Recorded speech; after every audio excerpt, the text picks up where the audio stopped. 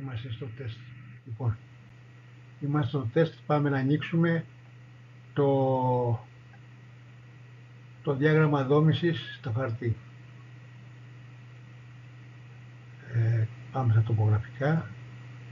Πατάμε διάγραμμα δόμησης.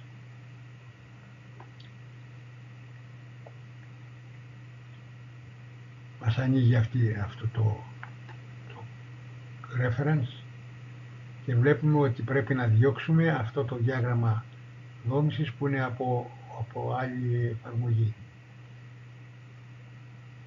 από τη ρίζα του. Λοιπόν, θα τα διώξουμε αυτά τα δύο που έχουν αυτά τα δύο σημάδια. Λοιπόν, που λέει no found, δεν υπάρχουν λέει εδώ το σήμα. Πατάμε στο πρώτο δεξί και πατάμε detach, έφυγε. Πατάμε στο άλλο δεξί και πατάμε detach, έφυγε. Το κλείνουμε, το παράθυρο αυτό με το χ, και το σώζουμε τώρα το TAF2, το διάγραμμα δόμησης, έτσι. Το σώζουμε ρε παιδί μου, το σώζουμε τώρα, τη δισκέτα. Το σώσαμε. Λοιπόν, πάμε τώρα στο model. Είμαστε στο χαρτί τώρα. Πάμε στο model. Λοιπόν, τι έλειπε? Το τοπογραφικό από το project. Πάμε λοιπόν τώρα στο τοπογραφικό, όπως είμαστε στο model, στο construct, και πάμε στο project και πάμε στο construct, πάμε στα τοπογραφικά, πάμε στο διάγραμμα δόμησης, πατάμε δεξί, προσοχή, είμαστε στο διάγραμμα δόμησης του construct και πατάμε εδώ XRF attach. Μόλις πατήσουμε XRF attach θα το δούμε να έρθει εδώ πέρα. Να, το ήρθε το τοπογραφικό. Το βλέπεις? Πηγαίνουμε τώρα στο Views, πηγαίνουμε τώρα στο View, το 3 All, και πατάμε το δεξί πάλι και του λέμε ομοίως XRF attach.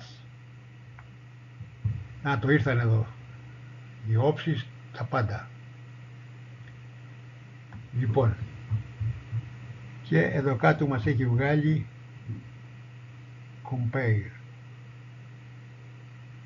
Λοιπόν,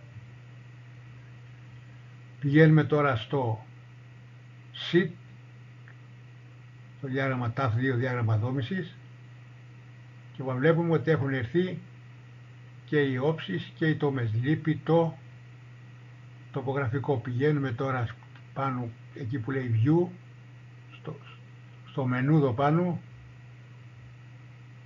και πατάμε Regen All και ήρθε, τελείωσε το θέμα και το σώζουμε τώρα. Άρα τακτοποιήθηκε. Πρέπει προηγουμένως όμως να έχουμε κάνει την προεργασία, να έχουμε βάλει το τοπογραφικό του τοπογράφου στο project. Καταλαβες?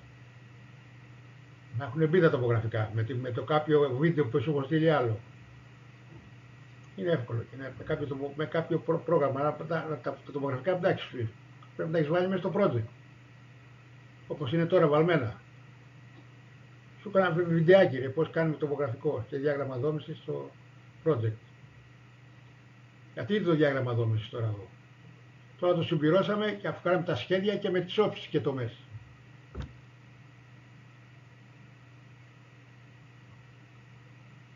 Γιατί αυτά είναι κόπο, για να μπουν αυτές οι όψεις και οι τομές στο σχέδιο, μ' ανήκει. Και εδώ μπαίνει ένα καριέος, καταλαβες? Λοιπόν, και τελειώνει και το βίντεο.